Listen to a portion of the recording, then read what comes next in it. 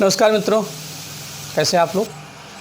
आज संविधान की श्रृंखला में बारी है भारत में संघात्मकता बनाम एकात्मकता। हमारे संविधान का जो स्वरूप है कुछ अर्थों में संघात्मक है और कुछ अर्थों में एकात्मक है।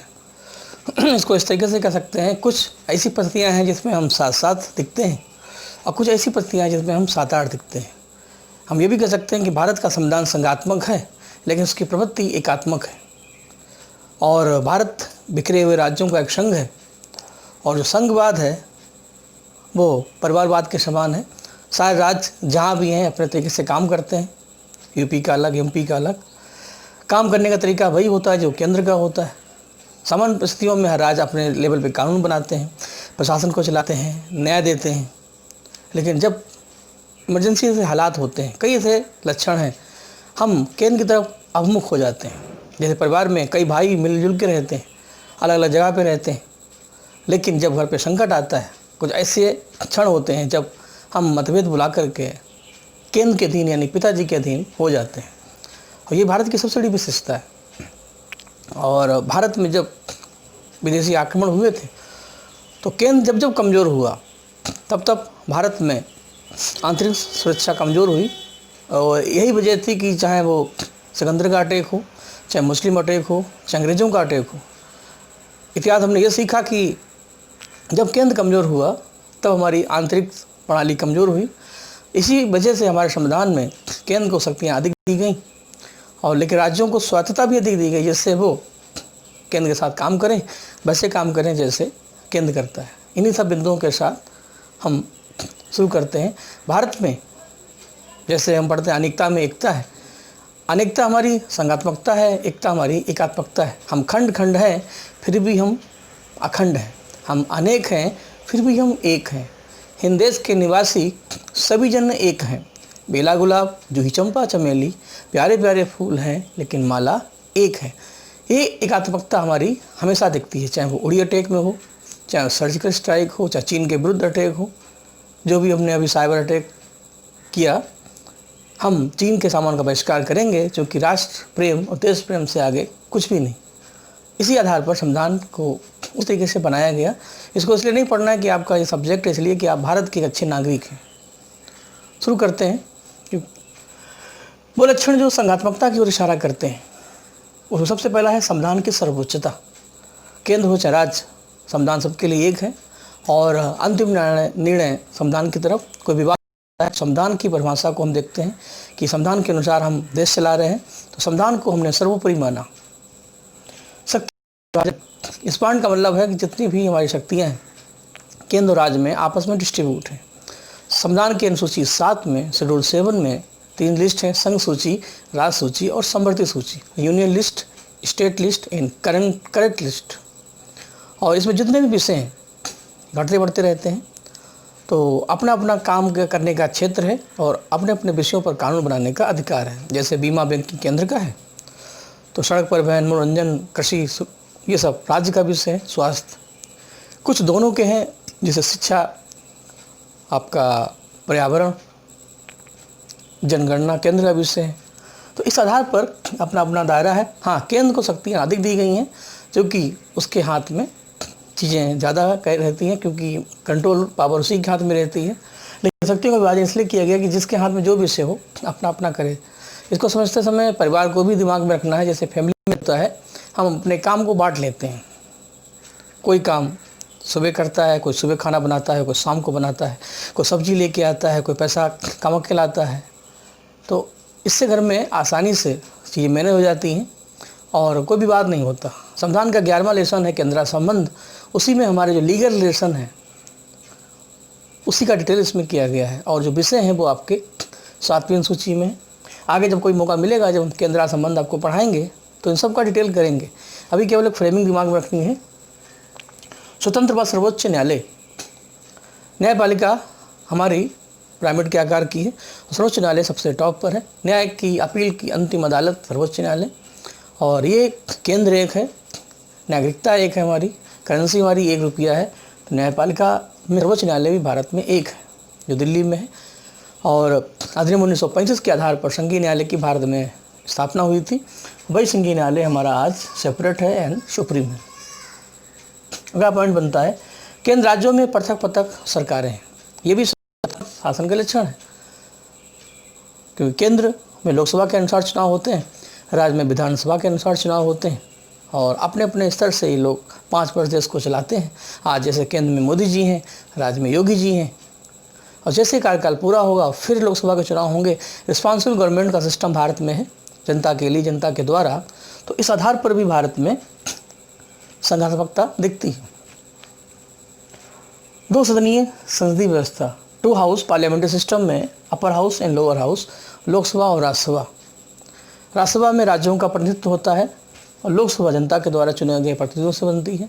तो संघात्मक व्यवस्था में ये व्यवस्था भी जरूरी है, जिससे जनता के प्रतिनिधि भी काम करते हैं और लोकसभा के अनुसार जो सरकार बनती है उसी के अनुसार देश को हम चलाते हैं। लिखित व कठोर संविधान, हमारा संविधान लिखित है, हर चीज़ सिस्टमेटिक है, हर विवाद का सलूशन है। कठोर का सेंस यहाँ पर ये होगा कि संविधान संशोधन का प्रोसेस कहीं थोड़ा इजी है, कहीं थोड़ा सा कठिन है, और इस आधार पर इसको जो महत्वपूर्ण विषय हैं उसमें 2/3 बहुमत आदि राज्यों से अधिक का समर्थन आवश्यक है।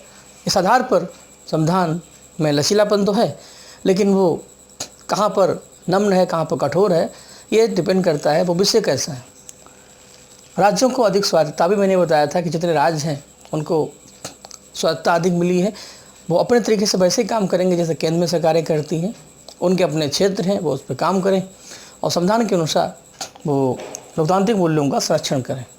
लोकतांत्रिक मूल्यों के संरक्षण में संघात्मकता में ये है कि DPSP जो हमारा संविधान का चौथा लेसन है उसमें बताया गया कि देश का आर्थिक, सामाजिक, सांस्कृतिक लोकतंत्र हमारी सरकारों का उद्देश्य है, और इसी मूल्यों का संरक्षण ही संघात्मकता में है। जो भी सरकार चुन के आती है केंद्र और राज्य में, उनकी ड्यूटी है कि समान कार्य के लिए समान वेतन मिले, सबको समान न्याय मिले, महिलाओं बच्चों का संरक्षण हो, निःशुल्क शिक्षा मिले, स्वास्थ्य सेवाएं मिलें, अच्छा पर्यावरण मिले, शांति व्यवस्था बनी रहे। ये सब मूल्य अगर संरक्षित हैं और सुरक्षित हैं तो लोकतंत्र जीवंत है और बढ़ता रहेगा। लेकिन कभी कभी ऐसा भी लक्षण होता है जहाँ पर हम उंगलियों के साथ मिलकर के एक संघ बनाते हैं। बिखरी हुई शक्तियाँ जब एक हो जाती हैं तो संघवाद बनता है, और उसी आधार पर संविधान में कई ऐसे लक्षण हैं जो एकात्मकता की ओर इशारा करते हैं कि हम भले ही अखंड हों लेकिन फिर भी हम खंड हैं, लेकिन फिर भी हम अखंड हैं।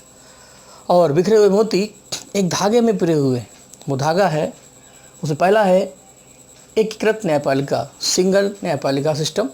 भारत में न्याय प्रणाली है, निचले स्तर पर अधीनस्थ न्यायालय, उसके ऊपर उच्च न्यायालय, सबसे ऊपर सर्वोच्च न्यायालय, अंतिम अदालत सर्वोच्च न्यायालय एक है, संसद एक है, नागरिकता हमारी एक है। हम भारत में कहीं भी रहें हम सिंगल सिटीजनशिप में आते हैं, और इसी आधार पर किसी राज्य को संघ से अलग होने का अधिकार नहीं है। संघ राज्य का संबंध वैसे ही है जैसे बॉडी के, शरीर के अंगों का होता है, हाथ हो चाहे आँख हो, ये तब तक है जब तक हमारा शरीर है। कोई एग्रीमेंट नहीं हुआ कि कुछ समय के बाद ये शरीर से अलग हो जाएंगे, क्योंकि इन सब का समन्वय ही हमारा शरीर है। यही चीज़ यहाँ पर भी लागू होती है, अलग अलग डाल मिलके एक तना बनता है, वृक्ष बनता है, तो उसका वैल्यू, उसकी महत्ता उसी के साथ होती है। यही बात यहाँ पर भी आती है। संघ राज्यों के लिए एक ही संविधान है, और इसी आधार पर यानी केंद्र के लिए अलग हो, राज्य के लिए अलग हो, जो बातें केंद्र के लिए लागू होंगी वही राज्य के लिए लागू होंगी, और हमें उनको फॉलो करना होता है। केंद्र द्वारा राज्यों को सीमाओं व नामों में परिवर्तन का अधिकार। संविधान का पहला लेसन आर्टिकल 3 ये कहता है संसद को राज्यों के पुनर्गठन का अधिकार है। उनके नाम, उनके क्षेत्र, उनकी सीमाओं में परिवर्तन करने का अधिकार संसद को होता है। या हम ये भी कह सकते हैं राज्यों का पुनर्गठन संघ सूची का विषय है। तो कोई राज्य बनेगा या नहीं बनेगा ये केंद्र सरकार ये तय करेगी, और इसी आधार पर ये एकात्मकता में आता है। राज्यों के राज्यपाल की नियुक्ति केंद्र के द्वारा होती है। हर राज्य में एक राज्यपाल होता है जो केंद्र का एजेंट होता है, और राज्यपाल के माध्यम से केंद्र से राज्य जुड़े होते हैं। सारे राज्य समझ लीजिए पतंग के समान होते हैं, काइट के समान होते हैं, और पतंग का जो धागा होता है वो जिस चरखी में होता है वो चरखी राज्यपाल के हाथ में होती है, उसकी डोर राष्ट्रपति के हाथ में होती है। पतंगे कितनी भी हो लेकिन वो केंद्र के द्वारा ही संचालित होती हैं, और यही वजह है कि जिस पार्टी का केंद्र में सरकार होती है, अमूमन राज्यपाल उसी पार्टी का राज्य में होता है। राज्यपाल के माध्यम से हर राज्य की चूड़ी केंद्र के द्वारा टाइट होती है, कसी जाती है। अखिल भारतीय सेवाएं और इंडिया गवर्नमेंट पोस्ट संविधान का अनुच्छेद 312 ये कहता है कि भारत में जो हमारी प्रशासनिक सेवाएं हैं, भारतीय पुलिस सेवा, भारतीय वन सेवा, इनका केंद्र सरकार के द्वारा नियुक्ति होना, और पूरे भारत में ये सेवाएं केंद्र का प्रतिनिधित्व करती हैं। जिन जिन राज्यों में सेवाएं हैं, इनके चुने हुए जो प्रतिनिधि हैं वो केंद्र के प्रति जवाबदेह होते हैं। इमरजेंसी सिस्टम में अभी मैंने बताया कि आपातकाल होने पर संविधान की कुछ ऐसी प्रवृत्ति है, हम केंद्राभिमुख हो जाते हैं। हम भले ही अलग अलग हों, फिर भी हम केंद्र के साथ मिलकर काम करते हैं, और इसका प्रमाण हमने कई बार दिया है, चाहे भारत चीन का युद्ध हो, चाहे भारत पाकिस्तान का युद्ध हो, चाहे कारगिल का युद्ध हो, और जिसमें ऐसे हालात चल रहे हैं। तो इस आधार पर अब इमरजेंसी सिस्टम में भी एकात्मकता दिखती है। संसद पूरे भारत के लिए कानून बना सकती है। इमरजेंसी की स्थिति में संसद अनुच्छेद 252 के अनुसार राज्य के लिए कानून बना सकती है। राज्य सूची के विषयों पर संसद को कानून बनाने का अधिकार है। अनुच्छेद 249 के अनुसार यदि कोई विषय राज्य सूची का है और राष्ट्रीय महत्व का है तो संसद कानून बना सकती है। अंतर्राष्ट्रीय संबंध से संबंधित कोई विषय है तो संसद उसके लिए कानून बना सकती है। दो राज्यों में विवाद है तो संसद चाहे तो उनके लिए कानून बना सकती है। ये कुछ ऐसे विषय हैं जो साफ साफ बताते हैं कि संसद को शक्ति विभाजन में अधिक अधिकार है। ये बात हम लेसन 11 पढ़ाने पर सिद्ध कर देंगे आपके साथ। यही मैंने देखिए लिखा, केंद्र को राजसूची के विषयों पर कानून बनाने का अधिकार, शक्ति विभाजन केंद्र के पक्ष में। कि हालांकि राज्य के अपने विषय हैं, केंद्र के अपने विषय हैं, समर सूची में दोनों विषय, दोनों अपने अपने तरीके से कानून बनाते हैं। लेकिन कुछ ऐसे आर्टिकल हैं जो बताते हैं कि संसद को राजसूची के विषयों पर भी कानून बनाने का अधिकार होता है। 249 के अनुसार इमरजेंसी की स्थिति में, 249 के अनुसार राष्ट्रीय आपात की स्थिति में। ये सारी बातें एकात्मकता की ओर इशारा करती हैं कि संसद का असर केंद्र राज्यों से अधिक है।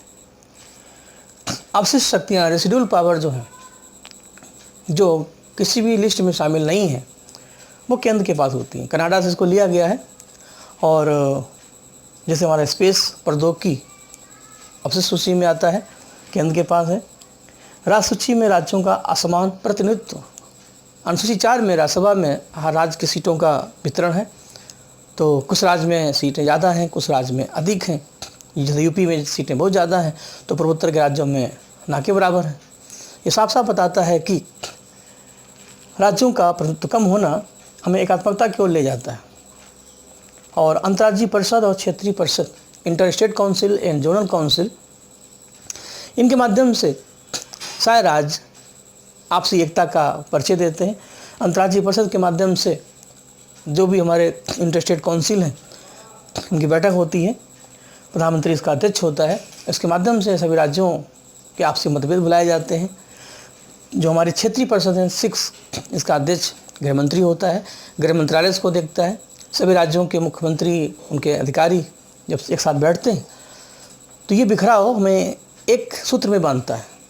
तो पूरे लेक्चर की समरी यही है कि माना कि हम अलग अलग हैं तो कुछ स्थितियों में हम 7-7 हैं और कुछ परिस्थितियों में हम 7-8 हैं। माना हम संघात्मक हैं लेकिन फिर भी हम एकात्मक हैं। हम मिलजुल के काम करते हैं, साथ में रहते हैं, लेकिन जब स्थिति एक वाली होती तो एक हो जाते हैं, नहीं तो हम अलग। और इसी आधार पर हमारा संविधान काम करता है। इसी उम्मीद के साथ आगे मिलेंगे। थोड़ा कॉन्सेप्टिव लेसन था और अपना ध्यान रखिएगा। नमस्कार।